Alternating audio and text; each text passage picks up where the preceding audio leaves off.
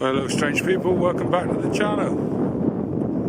Just out for a hike today, and we're hiking right on the edge of the moor. The high moor is going to be over there. We're just going to be making our way down into this valley and across these fields, up along the edge of White Tor, down the other side, across the valley again and back up. I'm sort of doing this because something's raised its ugly head again, and it needs addressing.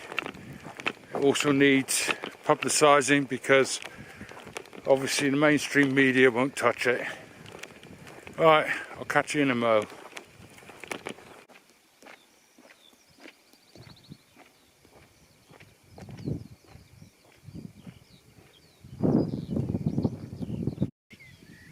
Not a bad spot to have your farmhouse, is it? Right on the edge of the moor, surrounded by trees. Beautiful. If you watched my last video, I was at a dry pond, and sort of complaining about it being dry. But this ravine that I'm in now is right at the bottom of the hill from that pond, quite a long way away, and I just thought I'd show you what happens when it's been raining a lot, because the water runs this way, and when we've had a lot of rain it's like a huge waterfall coming down here. It's quite a sight to see, really. Just look at the depth of this gouge.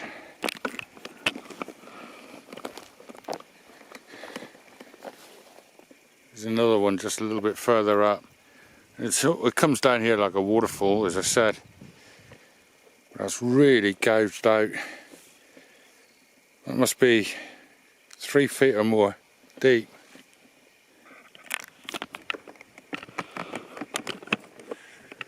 Power in nature it's incredible sometimes.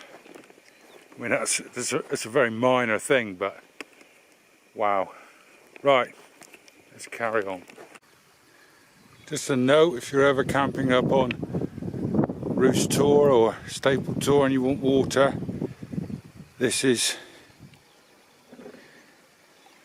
beautiful crystal clear spring right at the bottom, and it's never dry. Never dry. It's one of two. We should meet the other one soon, but this one's never dry. One thing I do love about coming out on the moors is every day is a school day for me, and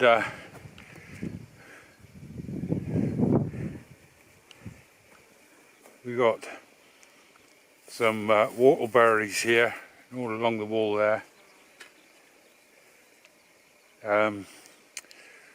What are they called? Bilberries. Bilberries, they're known as in other parts of the country. Blueberries, basically. So, I know where I'm coming. Look at this wall. That's got to be 8 foot high or more. I mean, yeah, it's got a modern fence in front of it, but it's probably only a couple hundred years old.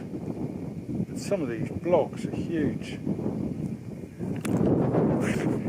Look at some of these blocks. Look at that one.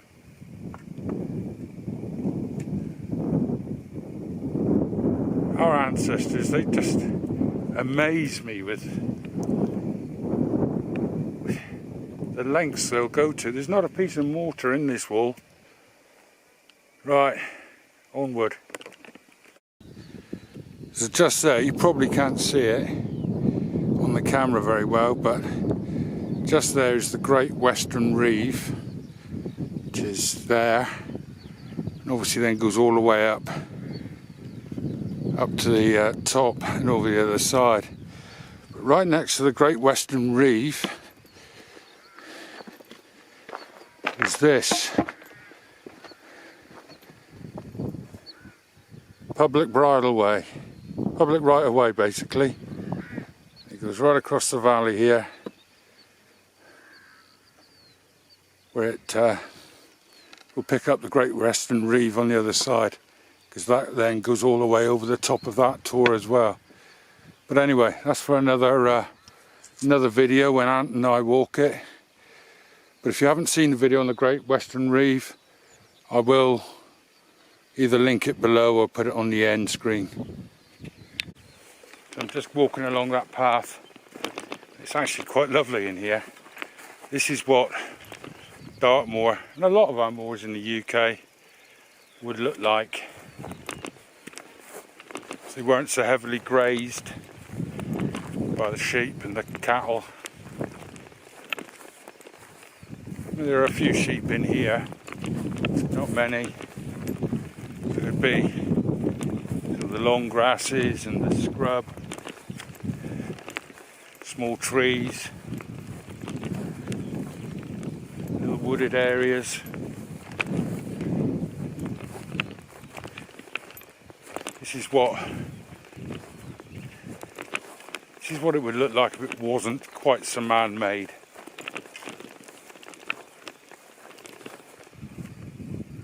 As I said, there are some sheep in here, but not enough to cause major damage. Beautiful. Oh, kestrel just going across the tree line. Right, catch you in a moment.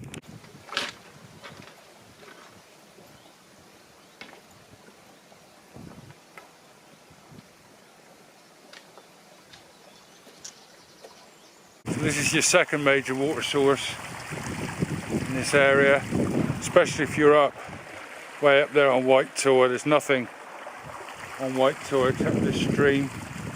If you are in this area and you are on White Tor, you might want to just head towards Roos and Staple Tor to be absolutely sure of water, because this one does dry up at the source. I can imagine, I mean, looking at the amount of water that's coming down here now, I can imagine it's only 500-600 metres from the source that it actually starts coming out of the ground again. Yeah, this one never dries up either, not at this point. So you've got two very good water sources, not that far away from well, 3-4 tours that people like to camp on. Right, I'm in two minds now whether to go up,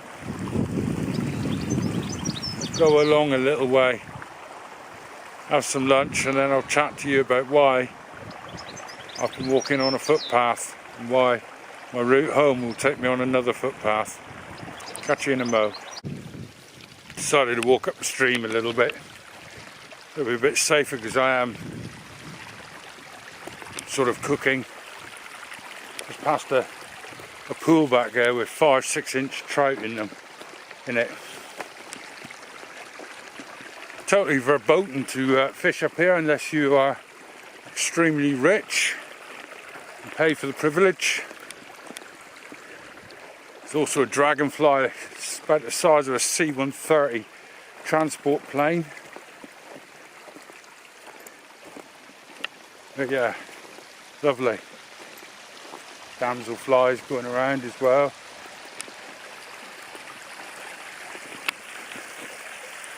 And you can see that little waterfall there.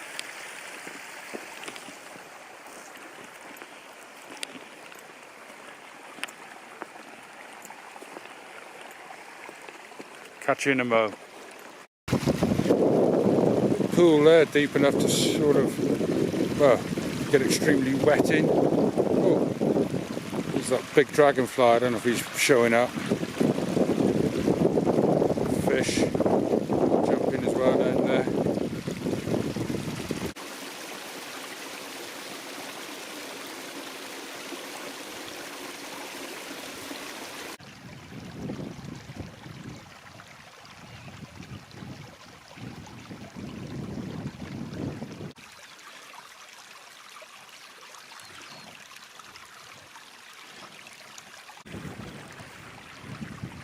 Oh, I've decided to stop here.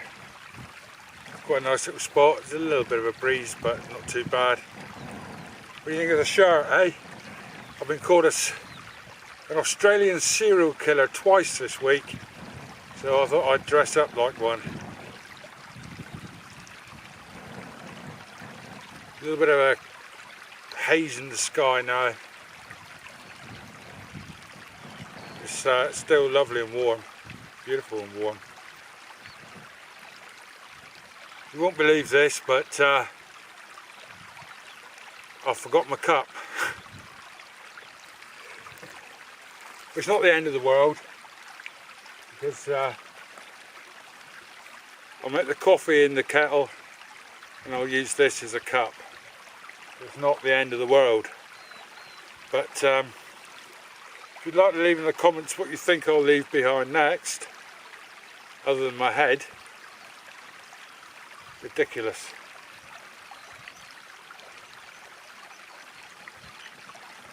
Right, let's get on and make this coffee. Catch you in a mo. Well, this is bonkers, but it works. So, expect you're all wondering why I brought you all here today. Sounds like an episode of Columbo, that, doesn't it? Or Agatha Christie. The landowners, the rich and wealthy landowners, are at it again. No doubt spurred on by Mr. Alistair Alexander Darwell, who, for those of you that might remember, was the man that managed to get a High Court judge to decree that camping on Dartmoor wasn't a recreational thing to do, but shooting grouse was. So yeah, it seems like his legacy has spurred on others.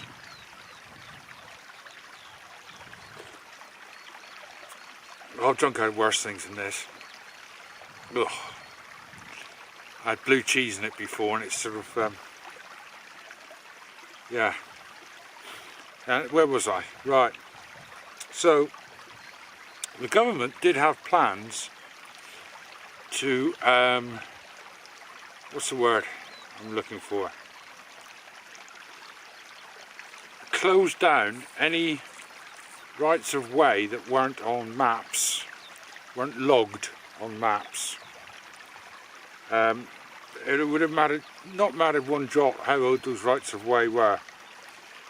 The government plan, I've got a fly in there now. The government plan was to stop these rights of way, footpaths, bridleways, ancient trackways, but they realised that something close to 40% of the people in the UK were then going to have no access to green space, or what they call blue space, which is basically water, sea, lakes, rivers. This was supposed to have been implemented in 2026.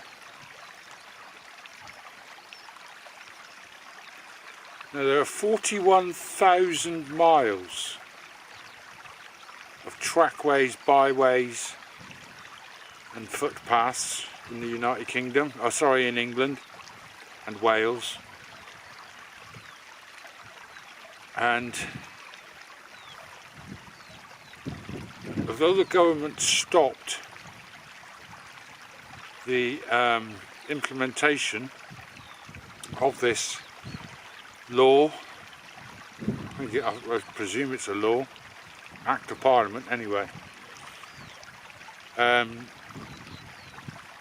because let's get this right, let's start again. The government stopped the implementation of this Act of Parliament because they realised that 40% of people, or nearly 40% of people in the United Kingdom would have no access to green or blue space.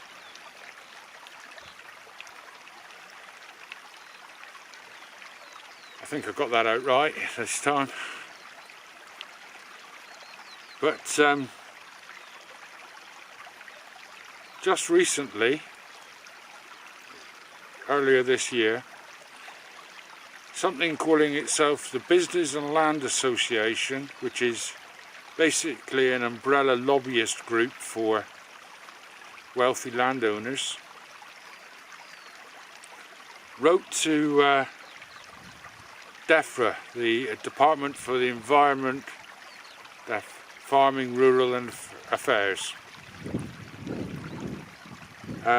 whose Minister of Sewage, Therese Coffey, took absolutely no time at all in saying we're going to re-implement this.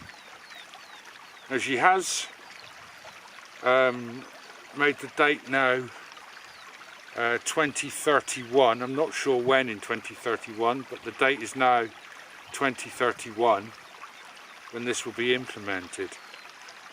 Now obviously we're not going to lose all 41,000 miles of footpaths, trackways, bridleways, whatever you want to call it. Excuse me a minute. Oh. But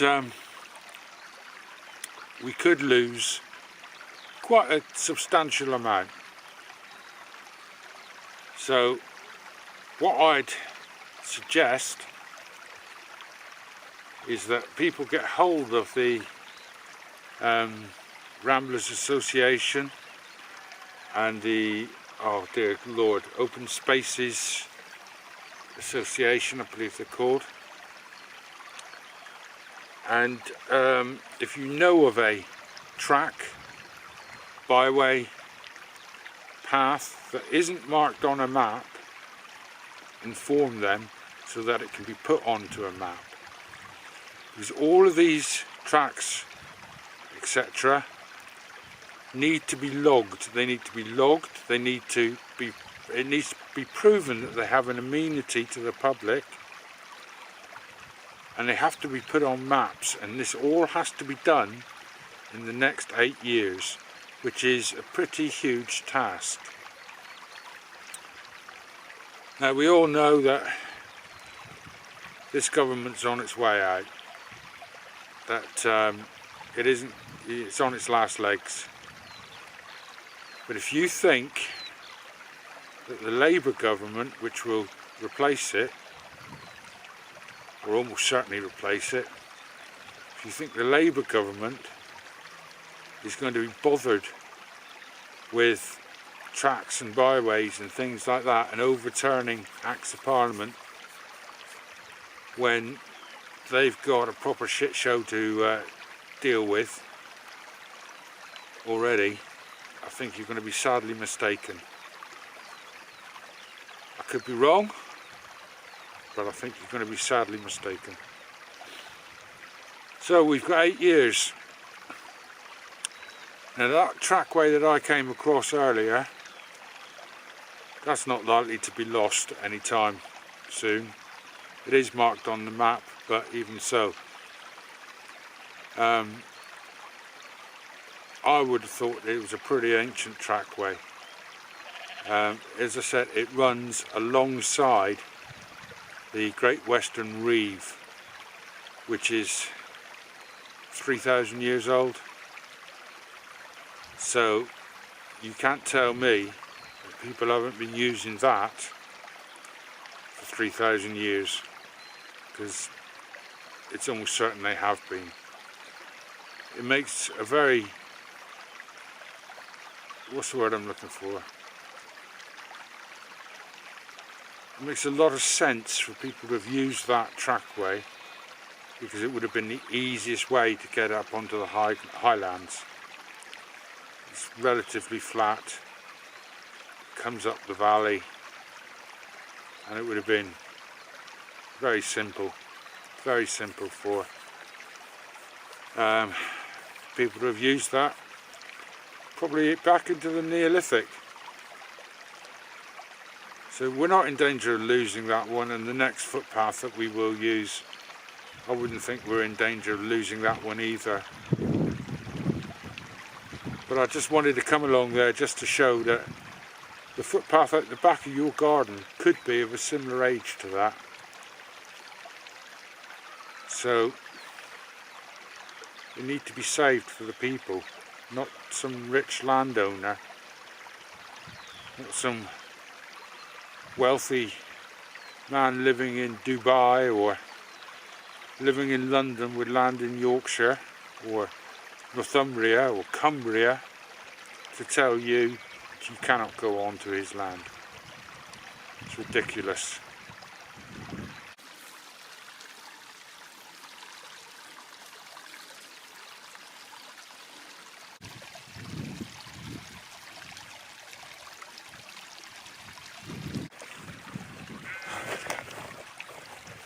I know I don't normally talk about kit. I'm very old school. I like my old kit. I don't like all this new fangled rubbish. But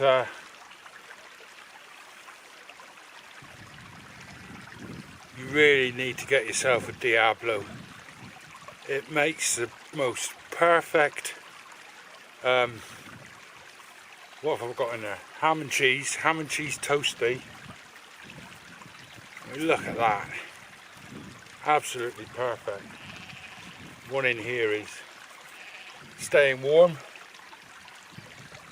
The only downside to it is it gets hotter than Hades, and it takes a while to cool down. But that is just, I mean, you can do it on an open fire. If you're using gas, I expect you'd probably, well, you would have to hold it. But I mean, is that a hardship? For a blue cheese and ham toasty, sweaty blue cheese as well. Yeah, I don't go on, sorry, about kit much, but I definitely rate that as a cracking piece of kit. It's not very heavy, as you can see. It's not very big. It comes apart into two pieces. You can fry eggs in that. You can have egg banjos. Brilliant piece of kit, and I'm not sponsored by them.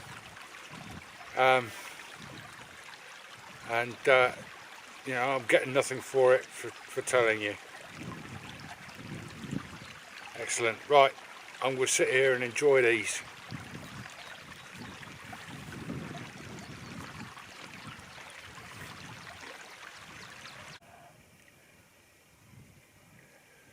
You know, I'm well into my 6th decade now of wandering around on Dartmoor, but it never ceases to, I don't know what the word is,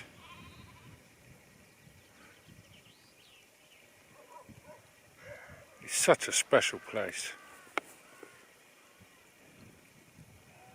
Even here, right on the edge of the moor. I mean, you can see the fields.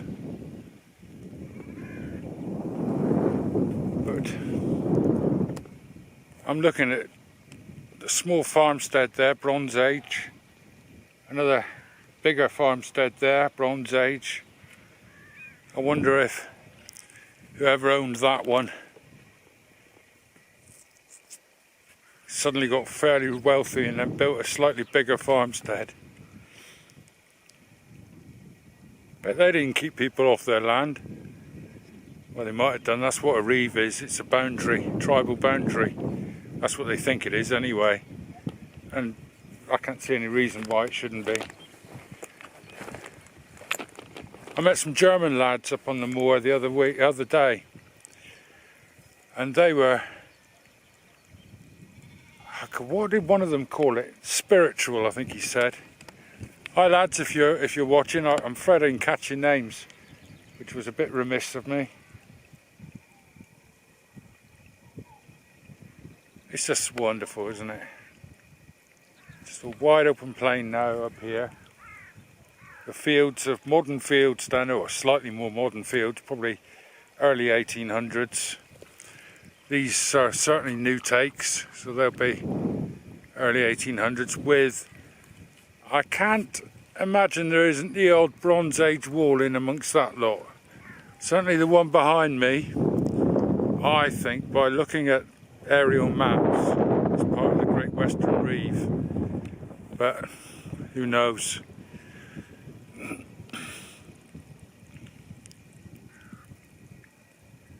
Who knows? It's just wonderful up here. But we're not here to pontificate. We're here to march. So let's get marching. So we've just reached the wall to that larger farmstead. That is quite some substantial wall, I think you'll agree. It runs all the way along there. This has got to have been a village, actually, thinking about it now. Got to have been.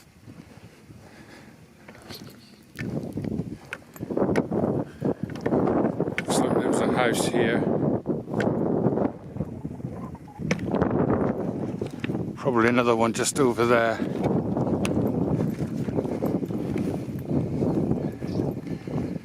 Wonderful. Right, we're going to make our way up to that little tour and then beyond.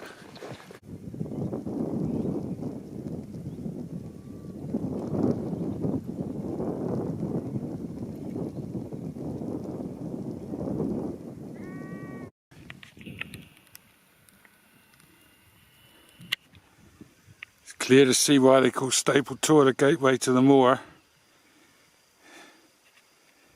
Wonderful. It comes out the Roost Tour. Way off in the distance over there. Great Mess. One of my favourites, White Tour and Little White Tour. And we're just coming out over the view now. God's own country out there. Proper job. Cornwall. You can see all the way to the north coast and all the way to the south coast. Bloody handsome.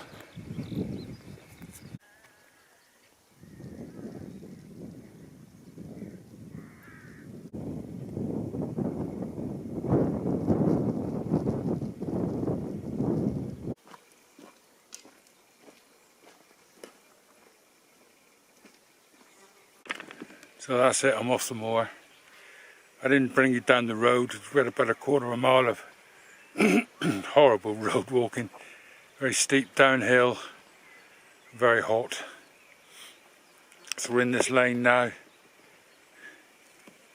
And this will then take us down and up the hill. Beautiful. It must have been, flowers are starting to go over a little bit now, but a few weeks ago it must have been absolutely gorgeous here. Catch you in a mo.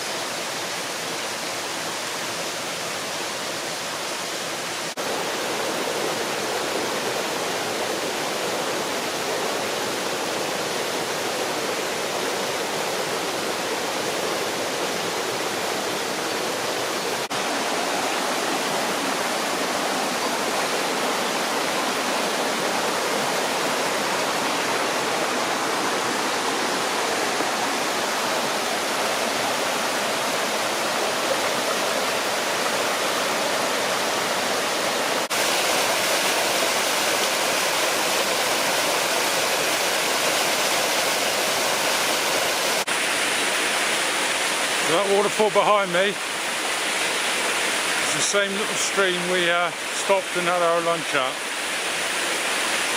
And that is a big fly. Go away. Bloody wildlife. I couldn't pay for that to happen, could I? But yeah, there it is.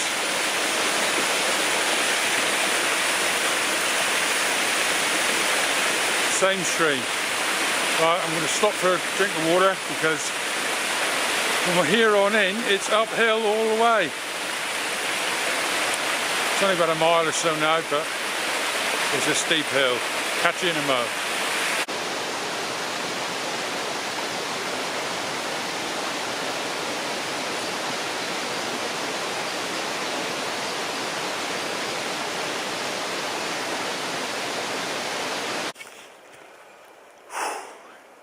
So this path I'm on now,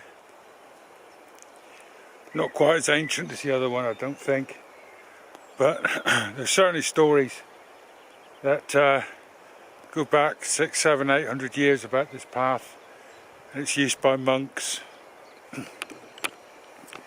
So it's another venerable path. I'm sure you've got paths like this in your area. There's nothing, isn't that beautiful? There's nothing super unique about these paths. They do need to be saved. I know waterfalls similar to that one, they're actually on private land.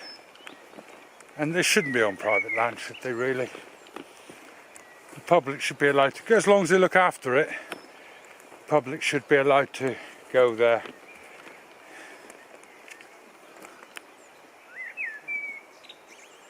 This bit of land's always a little bit eerie. I've heard some strange noises coming out of here as I've been coming up. I know one thing, it's damn steep.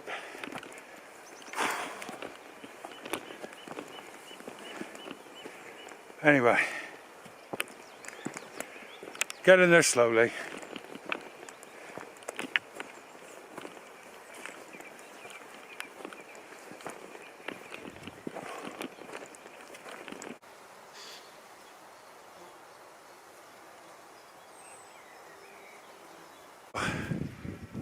I am finally at the top, very nearly at the top. You can see a beautiful view out there. That isn't that gorgeous? Absolutely stunning. Probably going to leave the video here now.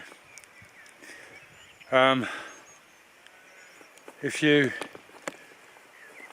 do know of any paths that aren't on any maps, as I said before, contact the Ramblers Association so that we can get these on maps.